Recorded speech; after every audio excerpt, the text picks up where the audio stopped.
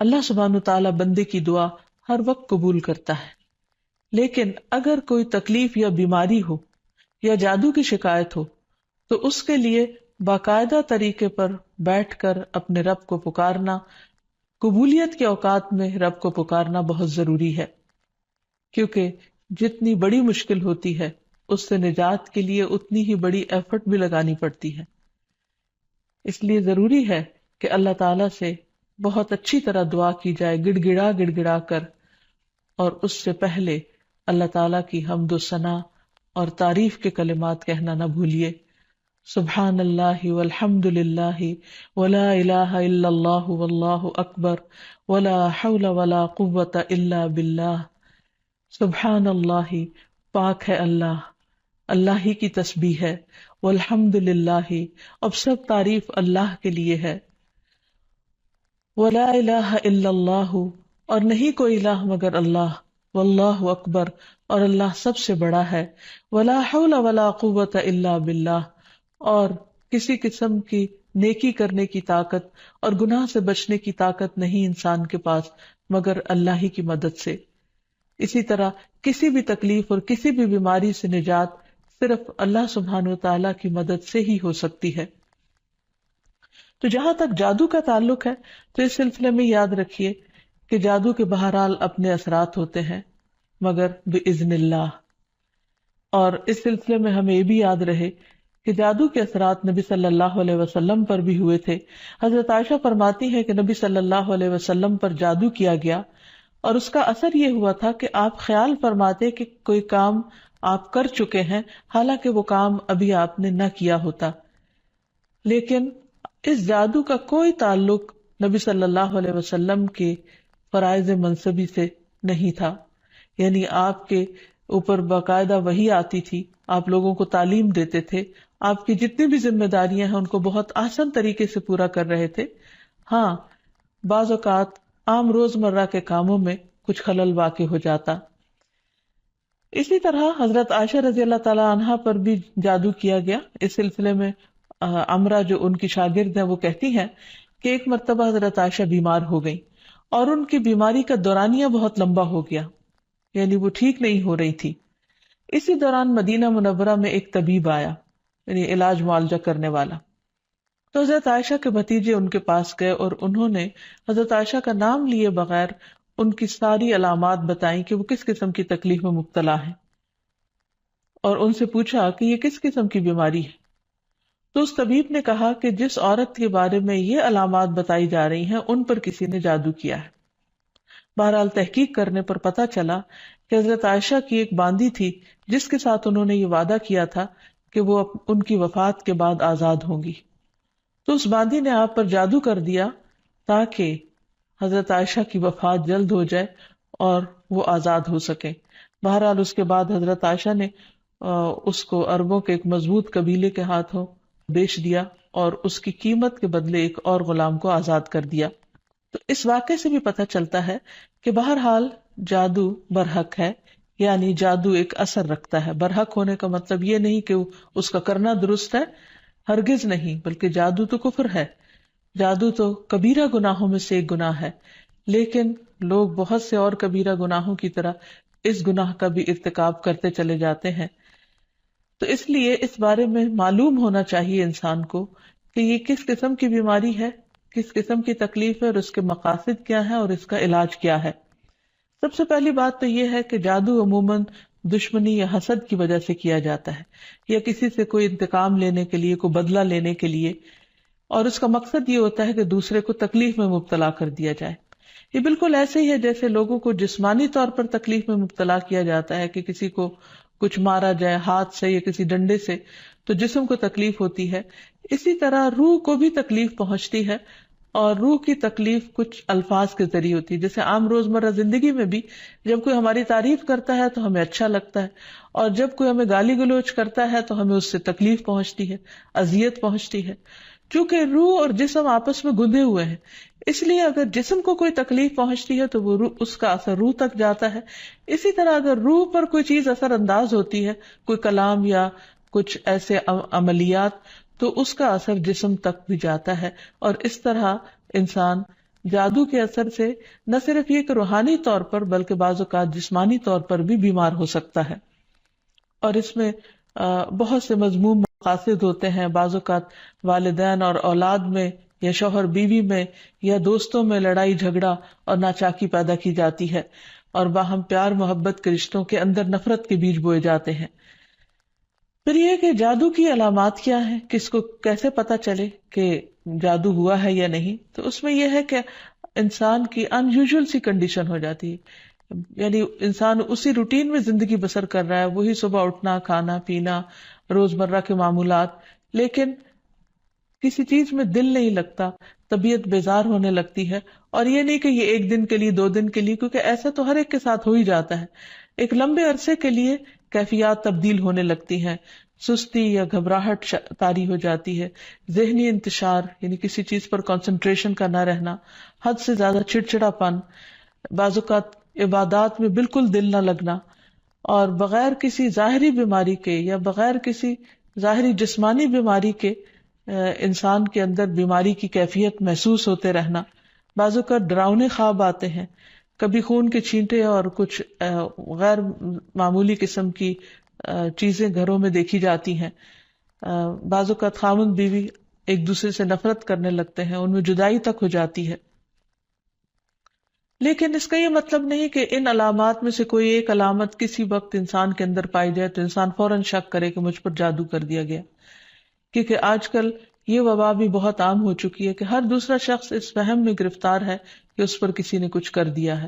یہ ضروری نہیں ہوتا کہ ہر وقت ایسی علامات کسی کے کچھ کیے سے ہی ہوں. یہ ویسے بھی انسان ہے، کبھی تھک جاتا ہے، کبھی غذا میں کوئی تبدیلی ہو جاتی ہے، کبھی ویسے بھی انسان کا دل اللہ کے ہاتھ میں ہے، جس طرف چاہے اس کو پھیر دے. تو انسان کی طبیعت میں ایک ملال سا اور ایک سستی، ایک بے چینی سی پائی جاتی ہے.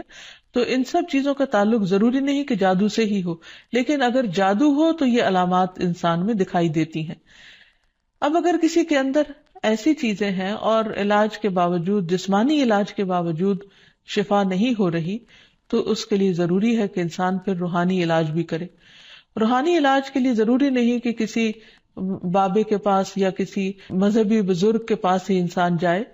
انسان خود بھی اللہ سبحانہ و تعالیٰ کا کلام پڑھ سکتا ہے اور پورے یقین اور ایمان کے ساتھ، اور اس سے انسان کو شفا ہو سکتی ہے. کیونکہ کسی انسان کے ہاتھ میں کوئی طاقت نہیں، اصل طاقت اللہ کے کلام میں ہے، جس کو پورے یقین اور ایمان کے ساتھ پڑھنا چاہیے. بہرحال اس سے پہلے کہ انسان کسی ایسے جادو کا شکار ہو، کچھ حفاظتی تدابیر بتائی گئی ہیں. جیسے جسمانی بیماریوں سے بچنے کے لیے حفاظتی تدابیر بتائی جاتی ہیں، ایسے ہی روحانی بیماریوں سے بچنے کے لیے بھی حفاظتی تدابیر ہیں. اس میں سب سے پہلے تو یہ کہ انسان پاک صاف رہے، طہارت اور وضو کا اہتمام کرے، عبادات کی پابندی کرے، کیونکہ شیاطین ایسے شخص پر اثر انداز نہیں ہو سکتے کہ جو اللہ سبحانہ و تعالیٰ کے ساتھ مضبوط تعلق رکھتے ہیں. عبداللہ بیان کرتے ہیں کہ نبی صلی اللہ علیہ وسلم کے سامنے ایک شخص کا ذکر کیا گیا کہ وہ صبح تک پڑا سوتا رہا اور نماز کے لیے بھی نہیں اٹھا. تو آپ نے فرمایا شیطان نے اس کے کان میں پیشاب کر دیا، یعنی اپنی نجاست بھر دی. تو اس سے یہ پتہ چلتا ہے کہ ایسے لوگوں پر جو فرائض سے غفلت برتتے ہیں وہ زیادہ ایسی بیماریوں کا شکار ہوتے ہیں. اسی طرح عبادات کی پابندی بہت ضروری ہے، کیونکہ جب انسان اللہ تعالیٰ کے آگے جھکتا ہے، اللہ تعالیٰ کے ساتھ اس کا تعلق مضبوط ہوتا ہے، تو نہ تو وہ توہمات کا شکار ہوتا ہے اور نہ ہی وہ جادو اور مختلف چیزوں کا شکار ہوتا ہے، یعنی شیطانی اثرات اس پر کم سے کم ہوتے ہیں. اسی لیے نبی صلی اللہ علیہ وسلم کے سامنے جب ذکر کیا گیا کہ ایک شخص صبح تک پڑا سوتا رہا اور نماز کے لیے بھی نہیں اٹھا، تو اس پر آپ نے فرمایا کہ شیطان نے اس کے کان میں پیشاب کر دیا ہے، یعنی اپنی نجاست اس میں ڈال دی ہے. تو جو شخص شیطانی نجاست کے اثر میں ہو، پھر وہ سب سے بڑی بیماری اس کو لاحق ہو جاتی ہے، چاہے اس کو جادو کہیں یا کچھ اور. لیکن حقیقت یہ ہے کہ انسان جب اللہ کا اطاعت گزار بنتا ہے، رب کا فرما بردار بنتا ہے، تو شیطان اس کو اپنے کنٹرول میں نہیں لے سکتا، کیونکہ اللہ تعالیٰ فرماتے ہیں ان عبادی لیس لک علیہم سلطان، میرے بندے تیرا ان پر کوئی زور نہیں چلتا، کوئی زور نہیں چل سکے گا. ایک اور جگہ پر فرمایا الا عبادک المخلصین، مگر تیرے چنے ہوئے بندے. تو ہمیں ایسے بندوں میں شامل ہو جانا چاہیے جو اللہ کے محبوب ہیں، اللہ کے چنے ہوئے ہیں، اور اس کے لیے اللہ تعالیٰ نے جو ہمیں احکامات دیے ہیں، جو طریقے سکھائے ہیں، ان کے مطابق زندگی بسر کی جائے۔ پھر اسی طرح یہ ہے کہ کثرت سے اللہ تعالیٰ کا ذکر کیا جائے، خصوصاً استغفار، کیونکہ بہت سی تکلیفیں انسان کے اپنے ہی گناہوں کی وجہ سے آتی ہیں۔ جیسے آتا ہے ما اصابکم من مصیبت فبما کسبت ایدیکم، جو بھی مصیبت تم کو پہنچی وہ تمہارے اپنے ہاتھوں کی کمائی کی وجہ سے تھی۔ پھر اسی طرح اپنے گھروں کو تصاویر اور مجسموں سے پاک کرنا چاہیے، کیونکہ رسول اللہ صلی اللہ علیہ وسلم نے فرمایا فرشتے اس گھر میں داخل نہیں ہوتے جہاں کتا اور تصویر ہوتا ہے۔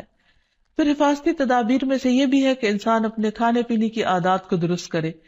اور اس میں خصوصاً نبی صلی اللہ علیہ وسلم نے صبح کے وقت اجوا کھجور کھانے کا حکم دیا۔ آپ نے فرمایا جو شخص صبح کے وقت 7 کھجوریں کھائے گا یعنی اجوا، اس روز جادو اور زہر سے بچا رہے گا، یعنی اس کے اندر اتنی امیونٹی پیدا ہو جاتی ہے کہ پھر برے اثرات، زہریلے اثرات اس کو نقصان نہیں دے سکتے۔ پھر اسی طرح مختلف مواقع پر مسنون اذکار کا اہتمام کرنا، مثلاً بیت الخلاء جاتے وقت نبی صلی اللہ علیہ وسلم نے سکھایا اللہم انی اعوذ بک من الخبث والخبائث، اے اللہ بے شک میں ناپاک جنوں اور جننیوں سے تیری پناہ چاہتا ہوں، کیونکہ جادو میں بھی عموماً جنات کو استعمال کیا جاتا ہے اور وہ گندی جگہوں پر رہنا پسند کرتے ہیں، اسی لیے جب کوئی بیت الخلاء جائے تو یہ دعا پڑھ لے تو انشاءاللہ اس سے ان کے شر سے محفوظ رہے گا۔ پھر اسی طرح آپ نے فرمایا جنوں کی آنکھوں اور بنی آدم کی شرم گاہوں کا پردہ یہ ہے کہ جب کوئی بیت الخلاء جائے تو بسم اللہ پڑھ لے تو کوئی بھی اس کو پھر دیکھ نہیں سکتا۔ پھر اسی طرح شوہر بیوی کے خاص تعلق میں بھی دعا سکھائی گئی، بسم اللہ اللہم جنبنا الشیطان وجنب الشیطان ما رزقتنا، اللہ کے نام کے ساتھ میں شروع کرتا ہوں، اے اللہ ہمیں شیطان سے بچا اور شیطان کو اس چیز سے دور رکھ جو اس کے نتیجے میں تو ہمیں عطا فرمائے۔ تو آپ نے فرمایا کہ اگر اس کے بعد میاں بیوی کو کوئی اولاد ملے گی تو شیطان اسے نقصان نہیں پہنچا سکتا۔ اسی طرح تحلیل پڑھنا، لا الہ الا اللہ وحدہ لا شریک لہ لہ الملک ولہ الحمد وہو علی کل شیء قدیر، کہ اللہ کے سوا کوئی معبود نہیں، تنہا ہے، اس کا کوئی شریک نہیں، اسی کے لیے بادشاہی ہے اور اسی کے لیے تعریفیں ہیں اور وہ ہر چیز پر قدرت رکھنے والا ہے۔ دن میں جو شخص 100 دفعہ اس کو پڑھے گا اس کے لیے 10 غلاموں کو آزاد کرنے کا ثواب ہے، 100 نیکیاں لکھی جائیں گی، 100 برائیاں مٹائی جائیں گی، اور خصوصاً اس دن وہ شام تک شیطان کے شر سے محفوظ رہے گا، اور کوئی شخص اس دن اس سے بہتر عمل کرنے والا نہیں سمجھا جائے گا سوائے اس کے جو اس سے زیادہ اس کو پڑھے۔ پھر اسی طرح انسان ہر معاملے میں جہاں بھی انسان کو مشکل ہو اللہ تعالیٰ کی پناہ میں اپنے آپ کو دے۔ تو خلاصہ کلام یہ ہے کہ انسان اپنے آپ کو مختلف طرح کے توہمات سے بھی بچائے اور ہر چھوٹی بڑی بات کو جادو قرار نہ دے، یا کسی کام کو کرنے کا ارادہ نہ ہو تو یہ سوچے کہ مجھ پر جادو کر دیا گیا ہے اس لیے میں اس کام کو نہیں کر سکتا، تو یہ دراصل شیطانی وسوسے ہوتے ہیں، اس لیے ان سے بچنا بھی ضروری ہے۔ بہرحال اگر ایسے وسوسے ہوں یا حقیقت میں کوئی بیماری ہو تو اس کا علاج بھی بتایا گیا ہے، کیونکہ کوئی بیماری ایسی نہیں کہ جو قابل علاج نہ ہو۔ رسول اللہ صلی اللہ علیہ وسلم نے فرمایا ہر بیماری کے لیے دوا ہے، جب کسی مریض کو صحیح طریقے پر بیماری کی دوا پہنچتی ہے تو وہ اللہ تعالیٰ کے حکم سے درست ہو جاتا ہے۔ اسی طرح جادو بھی ایک بیماری ہے اور اس بیماری کا علاج بھی قرآن و سنت میں موجود ہے۔ اس کے لیے سب سے پہلے تو یہ پتہ لگانے کی ضرورت ہے کہ کیا واقعی جادو ہے بھی یا نہیں، اور اس میں ہم دیکھتے ہیں کہ نبی صلی اللہ علیہ وسلم کو خواب کے ذریعے دکھایا گیا تھا کہ ان پر جو جادو کیا گیا ہے وہ کہاں پر دبایا گیا ہے، تو آپ نے اس کو نکلوایا تھا۔ لیکن ضروری نہیں کہ ہم میں سے ہر ایک کو یہ پتا چل سکے کہ جادو ہے کہاں، اول تو ہو سکتا ہو ہی نہ، صرف توہم ہی ہو، ایک خیال ہی ہو کسی کا، کیونکہ بعض چیزیں انسان جب بار بار سوچتا ہے تو وہ اس کو حقیقت معلوم ہونے لگتی ہے۔ لیکن اگر انسان کو کوئی ایسا خواب آ جائے تو ٹھیک ہے، اور اگر نہیں بھی آتا تو انسان اللہ سبحانہ وتعالیٰ کا ذکر کرتا رہے اور اس کے ذریعے علاج کرے۔ اس میں خاص طور پر شرعی دم جسے رقیہ شرعیہ کہا جاتا ہے، آج کل مختلف قراء کی آواز میں قرآن مجید کی سلیکٹڈ آیات ریکارڈ کر دی گئی ہیں، مریض اس کو بار بار سنتا رہے تو انشاءاللہ اس کا توڑ ہو جائے گا۔ پھر اسی طرح اللہ تعالیٰ کی کتاب سے علاج، کیونکہ قرآن مجید میں آتا ہے وَنُنَزِّلُ مِنَ الْقُرْآنِ مَا هُوَ شِفَاءٌ وَرَحْمَةٌ لِّلْمُؤْمِنِينَ، اور ہم قرآن کے ذریعے سے وہ چیز نازل کرتے ہیں جو مومنوں کے لیے شفا اور رحمت ہے۔ تو قرآن مجید میں جیسے سب سے پہلے سورۃ الفاتحہ پڑھنا، کیونکہ اس کے اندر اللہ تعالیٰ سے مدد مانگی جاتی ہے، ایاک نعبد و ایاک نستعین، صرف تیری ہم عبادت کرتے ہیں اور صرف تجھی سے ہم مدد چاہتے ہیں کہ یا اللہ تو ہماری اس بیماری اور تکلیف کو دور فرما دے۔ پھر اسی طرح آیت الکرسی، کیونکہ جب انسان آیت الکرسی پڑھتا ہے تو اللہ سبحانہ وتعالیٰ کی طرف سے اس کے لیے ایک خاص محافظ مقرر کر دیا جاتا ہے، اور اگر رات کو انسان پڑھ کر سوتا ہے تو صبح تک وہ فرشتہ انسان کی حفاظت کرتا ہے۔ پھر اسی طرح سورۃ البقرہ کا پڑھنا، رسول اللہ صلی اللہ علیہ وسلم نے فرمایا سورۃ البقرہ پڑھا کرو، کیونکہ اس کا پڑھنا باعث برکت ہے، اسے چھوڑنا باعث حسرت ہے، اور اس کے پڑھنے والے پر جادوگر قدرت نہیں پا سکتے۔ یعنی جو شخص قرآن پڑھتا ہے، خصوصاً سورۃ البقرہ پڑھتا رہتا ہے، تو کسی کا جادو اس شخص پر اثر نہیں کرتا۔ پھر اسی طرح معوذات پڑھنا، رسول اللہ صلی اللہ علیہ وسلم نے فرمایا صبح اور شام 3 بار معوذات کہہ لو تو یہ تمہاری ہر چیز سے کفایت کریں گی، یعنی سورۃ الاخلاص، قل اعوذ برب الفلق اور قل اعوذ برب الناس۔ اس کے علاوہ بھی مریض قرآن مجید کی تلاوت کثرت کے ساتھ کرتا رہے، اور پھر اگر ہو سکے تو بیری کے پتوں کو پانی میں ملا کر اس پانی سے غسل کر لے، اس کو بھی ایک مؤثر علاج کے طور پر بتایا گیا ہے۔ لیکن اس کے ساتھ ساتھ انسان غیر شرعی طریقوں سے مکمل طور پر پرہیز کرے، کیونکہ اس سے انسان کے ایمان اور عقیدے میں خلل واقع ہو جاتا ہے۔ رسول اللہ صلی اللہ علیہ وسلم نے فرمایا جس نے حرام چیز کے ساتھ علاج کیا اللہ تعالیٰ اس کے لیے اس میں شفا نہیں بنائے گا، یعنی اس کو پھر فائدہ نہیں ہوگا۔ پھر اسی طرح جادو کا علاج جادو سے نہیں کرنا چاہیے، یعنی اگر انسان کو کبھی ایسا وہم ہو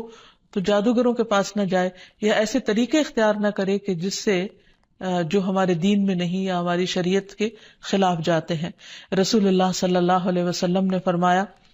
جو جادو کرے یا جادو کروائے یا جو کسی کاہن کے پاس آئے اور اس کی بات کی تصدیق کرے تو اس نے اس چیز کا انکار کیا جو محمد صلی اللہ علیہ وسلم پر نازل ہوئی۔ اسی لیے غیر شرعی جھاڑ پھونک سے مکمل اجتناب کرنا چاہیے۔ نبی صلی اللہ علیہ وسلم سے نشرہ کے بارے میں دریافت کیا گیا تو آپ نے فرمایا یہ شیطانی عمل ہے۔ اور نشرہ کیا ہوتا ہے؟ جن یا جادو اتارنے کے لیے شرکیہ یا جاہلانہ منتر پڑھنا اور یا پڑھوانا۔ تو ایسے الفاظ جس کا بعض اوقات معنی معلوم نہیں ہوتا اور یہ بھی نہیں پتا ہوتا کہ اللہ تعالیٰ کو پکارا جا رہا ہے یا کسی جن یا کسی اور شیطان کو پکارا جا رہا ہے اور اس سے مدد لی جا رہی ہے، تو اس لیے کسی بھی ایسے کلام کو پڑھنا یا کسی پڑھوانا درست نہیں۔ پھر اسی طرح کاہنوں اور نجومیوں کے پاس جانے سے منع کیا گیا۔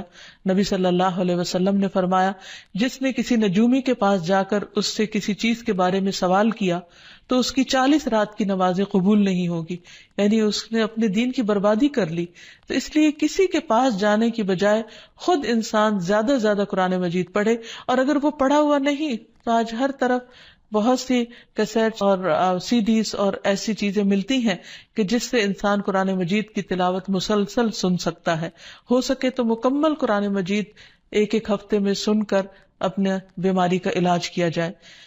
پھر اسی طرح یہ ہے کہ باقی دعائیں بھی جو جادو کے توڑ کی بتائی گئی ہیں ان کو پڑھتے رہنا انسان کو فائدہ دیتا ہے، جس میں خاص طور پر اور آخر میں یہ 2 خاص دعائیں جو نبی صلی اللہ علیہ وسلم نے جنات اور جادو کے شر سے بچنے کے لیے سکھائی ہیں، ان کو بار بار پڑھتا رہے، صبح و شام پڑھتا رہے حتیٰ کہ افاقہ ہو جائے۔ پہلی دعا ہے اعوذ بکلمات اللہ التامات التی لا یجاوزہن بر ولا فاجر من شر ما خلق وذرأ وبرأ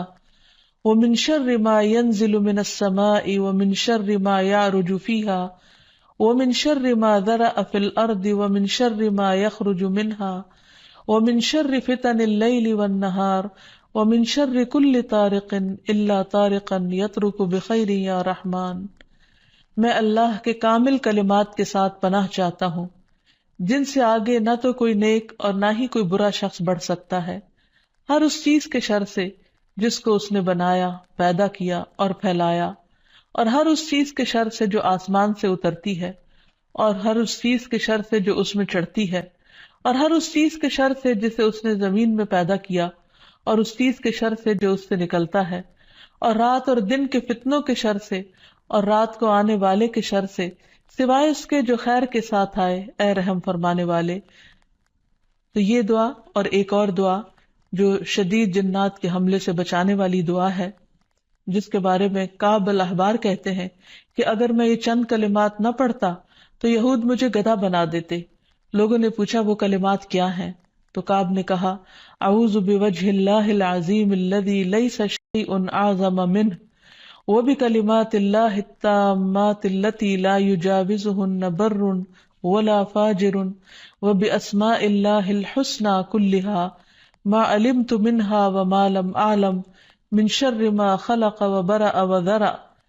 میں اللہ کے عظیم چہرے کی پناہ مانگتا ہوں جس سے عظیم کوئی اور چیز نہیں، اور اس کے مکمل کلمات کے ساتھ پناہ چاہتا ہوں جن سے آگے نیک یا بد نہیں بڑھ سکتا، اور اس اللہ کے تمام اسماء حسنہ کے ساتھ پناہ چاہتا ہوں جن کو میں جانتا ہوں اور جن کو میں نہیں جانتا، ہر اس چیز کے شر سے جس کو اس نے بنایا، پیدا کیا اور پھیلایا۔ پھر یہ بھی یاد رہے کہ شیطان انسان پر مختلف طریقے سے حملے کرتا ہے، مثلاً اللہ تعالیٰ کے بارے میں شک پیدا کرنا۔ رسول اللہ صلی اللہ علیہ وسلم نے فرمایا تم میں سے کسی کے پاس شیطان آتا ہے اور تمہارے دل میں پہلے تو یہ سوال پیدا کرتا ہے کہ فلاں چیز کس نے پیدا کی، فلاں چیز کس نے پیدا کی، یہاں تک کہ آخر میں اس بات تک پہنچا دیتا ہے، کہتا ہے کہ خود تمہارے رب کو کس نے پیدا کیا۔ جب کسی شخص کو ایسا وسوسہ ڈالے تو اللہ سے پناہ مانگنی چاہیے اور اس شیطانی خیال کو چھوڑ دینا چاہیے۔ پھر اسی طرح شیطان انسان کو اللہ تعالیٰ کی اطاعت سے روکتا ہے۔ اس نے پہلے ہی دن یہ کہا تھا قال فبما اغویتنی لاقعدن لهم صراطک المستقیم، کہ ابلیس نے کہا کہ تو نے مجھے گمراہی میں مبتلا کیا، نعوذ باللہ، وہ اللہ تعالیٰ کو بلیم کر رہا ہے، تو اب میں بھی تیری سیدھی راہ پر گھات لگا کر بیٹھوں گا۔ پھر انسانوں کے آگے سے، پیچھے سے، دائیں سے، بائیں سے، غرض ہر طرف سے ان کو گھیروں گا، اور تو ان میں سے اکثریت کو شکر گزار نہ پائے گا۔ اور ایک حقیقت ہے کہ بہت کم لوگ ایسے ہیں جو خود کو ملنے والی نعمتوں پر شکر گزار ہوں اور خوش ہوں۔ بہت سے لوگ تو بندوں سے اور اللہ تعالیٰ سے شکوہ ہی کرتے چلے جاتے ہیں، اور جو کچھ ملا ہے اس کو نہیں دیکھتے۔ پھر اسی طرح شیطان کے کاموں میں سے کام یہ ہے کہ وہ لوگوں کے دلوں میں فتنے پیدا کرتا ہے، لوگوں کے درمیان جھگڑے اور فساد پیدا کرتا ہے، خصوصاً میاں بیوی کے درمیان۔ اس سلسلے میں حدیث میں آتا ہے کہ شیطان کے لشکر جب لوگوں میں فتنہ ڈالنے جاتے ہیں تو ان میں سے ایک آتا ہے اور کہتا ہے کہ میں نے اس طرح کیا اور اس طرح کیا، تو شیطان کہتا ہے کہ تو نے کوئی بڑا کام نہیں کیا، یعنی اگر عام لوگوں میں جھگڑے فساد کرواتا ہے تو اس کو وہ کوئی کام نہیں گردانتا۔ پھر ان میں سے ایک اور آتا ہے اور کہتا ہے کہ میں نے فلاں آدمی کو اس وقت تک نہیں چھوڑا جب تک اس کے اور اس کے بیوی کے درمیان جدائی نہیں ڈال دی، یعنی لڑائی نہیں کروا دی۔ شیطان اسے اپنے قریب کر کے کہتا ہے کہ ہاں تو نے اچھا کیا، اور پھر اسے وہ اپنے ساتھ چمٹا لیتا ہے۔ اور ایک اور روایت میں آتا ہے کہ پھر وہ اس کے سر پر ایک تاج رکھ دیتا ہے کہ تم نے سب سے بڑا کام کیا، کیونکہ حقیقت یہ ہے کہ اگر شوہر بیوی کے درمیان اختلافات ہوں گے، لڑائی جھگڑے ہوں گے، تو گھر کی چولہے ڈھیلی ہو جائے گی، اور جب گھر کے اندر سکون نہیں رہے گا تو پھر اس سے بہت ساری بے پناہ خرابیاں پھوٹیں گی۔ اس لیے شوہر بیوی کے درمیان باہم محبت کا ہونا ایک بہت بڑی نعمت ہے۔ شقیق کہتے ہیں کہ ایک شخص جس کا نام ابو جریر تھا، وہ ابن مسعود کے پاس آیا اور اس نے کہا میں نے ایک کنواری لڑکی سے شادی کی ہے، لیکن میں خوف زدہ ہوں کہ وہ مجھ سے نفرت کرے گی۔ تو ابن مسعود نے فرمایا کہ الفت اللہ کی طرف سے ہوتی ہے اور بغض شیطان کی طرف سے۔ شیطان چاہتا ہے کہ تمہارے لیے اس چیز کو ناپسندیدہ کر کے دکھائے جو اللہ نے تمہارے لیے حلال کی، تاکہ انسان پھر حرام کی طرف مائل ہو۔ اسی طرح باہم بہن بھائیوں کے درمیان، دوستوں کے درمیان عداوت اور دشمنی پیدا کرتا ہے۔ قرآن مجید میں اللہ تعالیٰ فرماتے انما یرید الشیطان ان یوقع بینکم العداوۃ والبغضاء فی الخمر والمیسر، شیطان تو یہ چاہتا ہے کہ شراب اور جوئے کے ذریعے تمہارے درمیان دشمنی اور بغض ڈال دے، کیونکہ عموماً شراب کی محفلیں بھی دوستوں کے درمیان ہوتی ہیں اور جوئے بھی عموماً دوستی آپس میں کھیل رہے ہوتے ہیں۔ تو ان میں ایک دوسرے کے ساتھ پھر جو زیادتیاں ہوتی ہیں ناسمجھی کی وجہ سے یا شراب کے نشے کی وجہ سے، تو اس میں بعض اوقات مدتوں پرانے تعلقات ختم ہو کر رہ جاتے ہیں. تو یہ بھی شیطانی وار ہوتے ہیں. پھر شیطان کا ایک بہت بڑا ہتھیار جو ہر ایک پر چل جاتا ہے وہ ہے غصہ کرنا، کیونکہ غصہ شیطان کی طرف سے ہوتا ہے اور وہ انسانوں کو جلد مشتعل کروا دیتا ہے. پھر اسی طرح اللہ کا ذکر بھلوا دینا. قرآن مجید میں آتا ہے استحوذ علیہم الشیطان فانساہم ذکر اللہ اولئک حزب الشیطان الا ان حزب الشیطان هم الخاسرون. شیطان ان پر غالب آ گیا سو اس نے انہیں اللہ کی یاد بھلا دی، یہ لوگ شیطان کا گروہ ہیں، سن لو یقیناً شیطان کا گروہ ہی وہ لوگ ہیں جو خسارہ اٹھانے والے ہیں. پھر اسی طرح شیطان کا ایک بہت بڑا وار نماز میں وسوسے ڈالنا ہے. اکثر لوگ نماز کے اندر بھول جاتے ہیں اور نماز کے وسوسوں کی شکایت کرتے ہیں اور نماز میں خشوع و خضوع کو سب سے مشکل کام گردانتے ہیں. حقیقت یہ ہے کہ نماز میں خشوع و خضوع اور کنسنٹریشن انسان کو جنت الفردوس کا مستحق بناتا ہے، لیکن جب انسان کی نماز خشوع و خضوع سے خالی ہوتی ہے، یعنی اس میں کنسنٹریشن نہیں ہوتی، تو انسان کو یوں محسوس ہوتا ہے جیسے اس نے نماز پڑھی ہی نہ ہو. اور جب سب سے پہلا فریضہ ہی انسان کا ڈھیلا پڑ جاتا ہے یا صحیح طور پر ادا نہیں ہوتا، تو ایسی صورت میں انسان کے دل میں کبھی بھی پھر اطمینان اور سکون نہیں آتا. تو بہرحال رسول اللہ صلی اللہ علیہ وسلم نے فرمایا کہ جب نماز کے لیے اذان دی جاتی ہے تو شیطان ہوا خارج کرتا ہے اور بڑی تیزی کے ساتھ پیٹ موڑ کر بھاگتا ہے تاکہ اذان کی آواز نہ سن سکے، اور جب اذان ختم ہو جاتی ہے تو پھر واپس آ جاتا ہے. لیکن جو ہی تکبیر شروع ہوتی ہے پھر پیٹ موڑ کر بھاگ جاتا ہے. جب تکبیر بھی ختم ہو جاتی ہے تو شیطان دوبارہ آ جاتا ہے اور نمازی کے دل میں وسوسے ڈالتا ہے اور کہتا ہے فلاں بات یاد کرو، فلاں بات یاد کرو. ان باتوں کی شیطان یاد دہانی کراتا ہے جن کا اسے کبھی خیال نہ گزرا تھا. اس طرح انسان کو محو کرتا ہے ان خیالات میں، یہاں تک کہ انسان کو یہ بھی یاد نہیں رہتا کہ اس نے کتنی رکعتیں پڑھی تھی، یعنی اس کو رکعتوں کی تعداد تک بھول جاتی ہے. پھر نماز کے اندر ادھر ادھر اس کو بھٹکاتا رہتا ہے اور کبھی اس کی نگاہ ادھر ادھر اٹھ جاتی ہے، ذرا سے شور پر انسان کی توجہ نماز سے ہٹ جاتی ہے. اور بعض اوقات انسان پوری کی پوری نماز پڑھ جاتا ہے لیکن اس میں اللہ کی یاد نام کی کوئی چیز نہیں ہوتی، کیونکہ اللہ کی یاد سب سے پہلے انسان کے دل میں ہوتی، اور اگر دل میں ہی اللہ کی یاد نہیں تو زبان سے محض پڑھا ہوا یاد نہیں کہلا سکتا. پھر اسی طرح شیطان انسان سے برائی اور بے حیائی کے کام کرواتا ہے. قرآن مجید میں اللہ تعالیٰ فرماتے ہیں کہ انما یأمرکم بالسوء والفحشاء وان تقولوا علی اللہ ما لا تعلمون، کہ وہ تمہارا کھلا دشمن ہے، وہ تمہیں برائی اور بے حیائی کا حکم دے گا، نیز اس بات کا کہ تم اللہ کے ذمے ایسی باتیں لگا دو جن کا تمہیں خود علم نہیں، یعنی ایسی باتیں اللہ تعالیٰ کے بارے میں کہو جو لا علمی پر مبنی ہو. بہت سے لوگ اللہ کے بارے میں یا اللہ تعالیٰ کے احکامات کے بارے میں جھگڑتے ہیں بغیر یہ جانے کہ اللہ تعالیٰ نے کسی بات کا حکم کیوں دیا ہے. پھر اسی طرح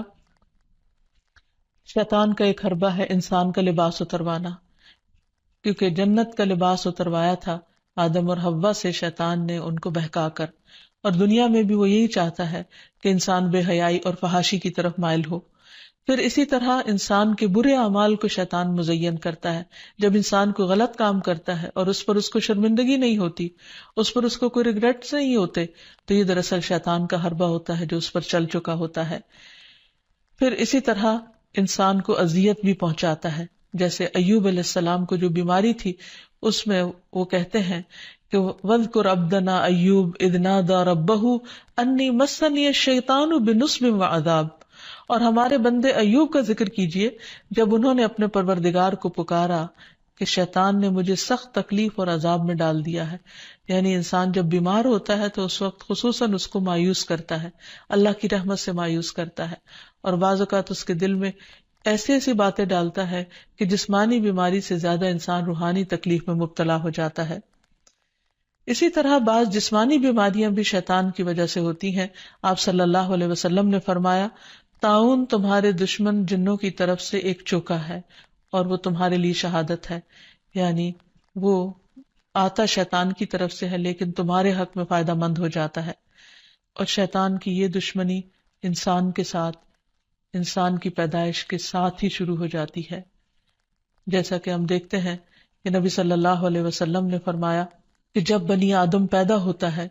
تو پیدائش کے وقت شیطان اسے چھوتا ہے اور بچہ شیطان کے چھونے سے زور سے چیختا ہے، سوائے مریم اور ان کے بیٹے عیسیٰ علیہ السلام کے۔ اس کی وجہ مریم علیہ السلام کی والدہ کی دعا ہے کہ انی اعیذھا بک وذریتھا من الشیطان الرجیم، کہ میں اسے اور اس کی اولاد کو شیطان رجیم سے تیری پناہ میں دیتی ہوں۔ اور پھر شیطان تو اپنے کام کرتا ہے، لیکن انسان کو اس کے حملوں سے بچنے کی تدابیر اختیار کرنی چاہیے، جو قرآن و سنت میں ہمیں بہت اچھی طرح بتا دی گئی ہیں۔ سب سے پہلی بات تو یہ ہے کہ اللہ سبحانہ و تعالیٰ پر بھرپور ایمان اور توکل ہونا چاہیے، کیونکہ اللہ تعالیٰ کا وعدہ ہے کہ جو لوگ ایمان لائیں گے اور اپنے رب پر توکل کریں گے، شیطان ان کا کچھ بھی نہیں بگاڑ سکے گا۔ انما لیس لہ سلطان علی الذین آمنوا وعلی ربہم یتوکلون۔ پھر اسی طرح اللہ تعالیٰ کے لیے اخلاص برتنا، ہر کام صرف اللہ کے لیے کرنا، اپنے آپ کو شرک سے بچانا۔ تو جو شخص ایسا طریقہ اختیار کرے گا، شیطان کا اس پر بھی زور نہیں چلے گا۔ پھر ہر معاملے میں قرآن و سنت کی پیروی کرنا، پھر دن کا آغاز اور اختتام اللہ کے ذکر سے کرنا، اللہ کی یاد سے کرنا، اللہ کی فرما برداری کے کاموں سے کرنا۔ پھر اسی طرح کثرت سے سجدے کرنا، کیونکہ شیطان نے اللہ تعالیٰ کا حکم نہیں مانا تھا اور سجدے سے انکار کیا تھا، تو رسول اللہ صلی اللہ علیہ وسلم نے فرمایا جب کوئی آدمی سجدہ والی آیت پڑھ کر سجدہ کر لے تو شیطان روتے ہوئے دور ہٹ جاتا ہے اور کہتا ہے افسوس مجھ پر۔ آدمی کو سجدے کا حکم ملا تو اس نے سجدہ کر لیا، اس کے لیے جنت ہے، اور مجھے بھی سجدے کا حکم ملا لیکن میں نے انکار کر دیا اور میرے لیے جہنم ہے۔ تو اس لیے شیطان کی مخالفت اگر انسان کرنا چاہے تو اس کے لیے سجدوں کی کثرت کر دے اور خصوصاً فرض نماز کی پابندی کرے، تو انشاءاللہ شیطان کا زور نہیں چلے گا۔ پھر اسی طرح گھر کو شیطانی چیزوں سے پاک کرنا، پھر فضول خرچی سے بچنا، کیونکہ فضول خرچ شیطان کے بھائی ہوتے ہیں، نگاہوں کی حفاظت کرنا، کیونکہ نبی صلی اللہ علیہ وسلم نے فرمایا کہ وہ ابلیس کے تیروں میں سے ایک تیر ہے۔ پھر اسی طرح اکٹھے رہنا، مسلمانوں کی جماعت کے ساتھ جڑے رہنا۔ رسول اللہ صلی اللہ علیہ وسلم نے فرمایا کہ جماعت پر اللہ کا ہاتھ ہے اور شیطان اس کے ساتھ ہے جو جماعت سے علیحدہ ہو اور وہ اس کو پاؤں مار کر ہانکتا ہے، یعنی جو شخص اچھے لوگوں کے ساتھ ملتا جلتا نہیں، ان کی مجلس میں نہیں بیٹھتا، ایک دوسرے کو وتواصوا بالحق وتواصوا بالصبر نہیں کرتا، وہ پھر شیطان کے وسوسوں اور چالوں کا شکار ہو جاتا ہے۔ اور آخر میں دعائیں، اللہ سبحانہ تعالیٰ نے ہمیں قرآن مجید میں بھی دعائیں سکھائی ہیں اور نبی صلی اللہ علیہ وسلم نے بھی۔ اس میں سے پہلی دعا ہے رب اعوذ بک من ہمزات الشیاطین واعوذ بک رب ان یحضرون، اے میرے رب میں شیطان کی اکساہٹوں سے تیری پناہ مانگتا ہوں اور اس بات سے بھی تیری پناہ مانگتا ہوں کہ وہ میرے پاس آئیں۔ پھر تعوذ پڑھنا، یعنی اعوذ باللہ من الشیطان الرجیم من ہمزہ ونفخہ ونفثہ، میں اللہ کی پناہ چاہتا ہوں شیطان مردود سے کہ مجھ پر کوئی جنون کا اثر ڈالے یا مجھے تکبر پر آمادہ کرے یا شعر و شاعری کی طرف لائے، یعنی جو غلط قسم کی ہے۔ پھر قرآن مجید پڑھنے سے پہلے اعوذ باللہ من الشیطان الرجیم پڑھنا۔ پھر اسی طرح برا خواب دیکھنے پر تعوذ پڑھنا۔ رسول اللہ صلی اللہ علیہ وسلم نے فرمایا نیک خواب اللہ کی طرف سے اور برے خواب شیطان کی طرف سے ہوتے ہیں، پس جو ایسا خواب دیکھے جس میں کوئی ناگوار چیز ہو تو بائیں طرف تھوک دے اور شیطان سے اللہ کی پناہ مانگے، ایسا کرنے سے وہ خواب اس کو کوئی نقصان نہیں دے گا اور کسی کو یہ خواب نہ بتایا جائے۔ پھر اسی طرح صبح و شام کی دعائیں پڑھے جس میں خصوصی طور پر شیطان کے شر اور شرک سے بچنے کی دعا ہے۔ اللہم فاطر السماوات والارض عالم الغیب والشہادہ رب کل شیء وملیکہ اشہد ان لا الہ الا انت اعوذ بک من شر نفسی وشر الشیطان وشرکہ، اے اللہ آسمانوں اور زمین کے پیدا کرنے والے، پوشیدہ اور موجود ہر چیز کے جاننے والے، ہر چیز کے پالنہار اور اس کے مالک، میں گواہی دیتا ہوں کہ تیرے سوا کوئی معبود برحق نہیں، میں تیری ذات کے ذریعے اپنے نفس کے شر سے اور شیطان کے شر سے اور اس کے شرک سے پناہ مانگتا ہوں۔ آپ نے فرمایا جب صبح کرو اور جب شام کرو اور جب اپنے بستر پر آؤ تو اس دعا کو پڑھ لیا کرو۔ اسی طرح سب کام بسم اللہ پڑھ کر کرنا، کیونکہ انسان جب بسم اللہ پڑھتا ہے تو اللہ کا نام لیتے ہی شیطان دور بھاگ جاتا ہے. مثلاً گھر سے نکلتے وقت بسم اللہ توکلت علی اللہ، سواری پر بیٹھتے ہوئے بسم اللہ پڑھنا. پھر اسی طرح آیت الکرسی پڑھنے سے شیطان سے حفاظت رہتی ہے. پھر صبح و شام کے اذکار میں لا الہ الا اللہ وحدہ لا شریک لہ لہ الملک و لہ الحمد وہو علی کل شیء قدیر. یہ 100 بار پڑھنا، اگر 100 بار نہیں تو کم از کم 10 بار انسان ضرور پڑھ لے. پھر اسی طرح لا الہ الا اللہ وحدہ لا شریک لہ لہ الملک و لہ الحمد یحیی و یمیت وہو علی کل شیء قدیر. جو شخص مغرب کے بعد 10 بار پڑھے گا، اللہ تعالیٰ اس کی حفاظت کے لیے اسلحہ بردار فرشتے مقرر کر دیں گے جو اس کی صبح تک شیطان سے حفاظت کریں گے. تو اس لیے ہمیں بھی ان اذکار اور دعاؤں کا اہتمام کرنا چاہیے. اگر زبانی یاد نہ ہو تو دیکھ کر بھی پڑھے جا سکتے ہیں، لیکن حقیقت یہ ہے کہ اللہ کا ذکر ایک مضبوط قلعہ ہے جس میں انسان پناہ لیتا ہے ہر قسم کے شر سے بچنے کے لیے، خصوصاً شیطان کے شر سے. تو اللہ تعالی ہم سب کو اس سے محفوظ رکھے. وآخر دعوانا ان الحمد للہ رب العالمین.